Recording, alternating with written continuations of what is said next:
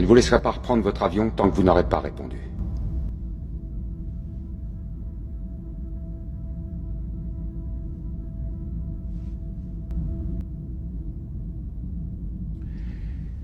Bien, notre Constitution est un vrai chef-d'œuvre. James Madison était un génie.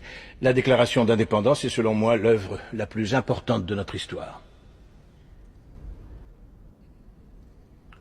Vous n'avez pas l'air satisfait. La première est une liste de lois et la deuxième une déclaration de guerre. Je veux entendre une réponse plus personnelle. Pensez aux gens qui vous écoutent. Pourquoi les États-Unis Les États-Unis ne sont pas le plus grand pays du monde, monsieur. Là voilà ma réponse. Vous êtes en train de... Oui. Parlons de vos Bon, différentes... d'accord. Sharon, l'aide à la culture est une cause perdue. C'est qu'1 centime en moins sur notre fiche de paye. Il peut attaquer là-dessus dès qu'il en a envie. Ça coûte pas de l'argent, ça coûte des voix. Ça coûte du temps d'antenne et des paragraphes en une. Tu sais pourquoi les gens n'aiment pas la gauche? Vous êtes des perdants.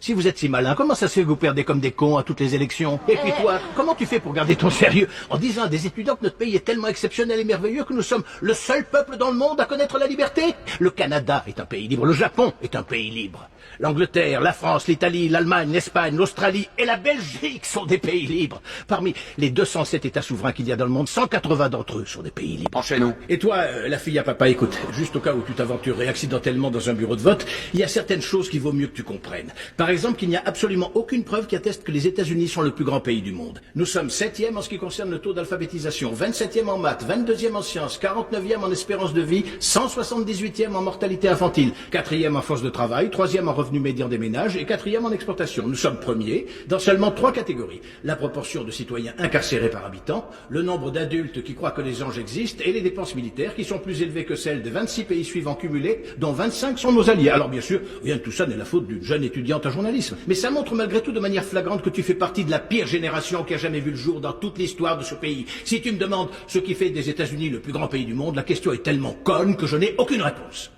Yosemite.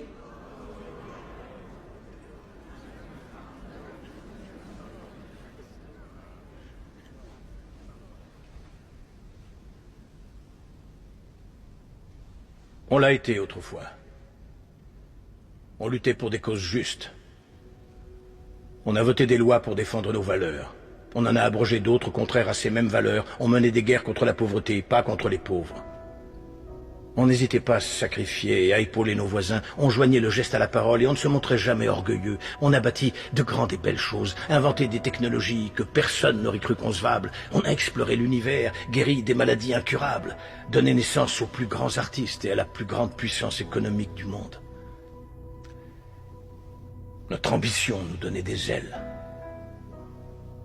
On agissait en homme et on cultivait notre intelligence. On ne rabaissait pas celle des autres de peur de nous sentir inférieurs. On n'était pas défini par la personne pour qui on avait voté aux élections précédentes, et on n'avait pas aussi peur.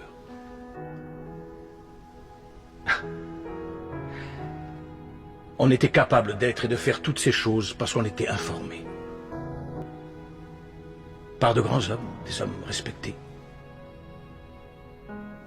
La première étape dans la résolution d'un problème est de reconnaître qu'il y en a un. Qu'on le veuille ou non, les États-Unis ne sont plus le plus grand pays du monde.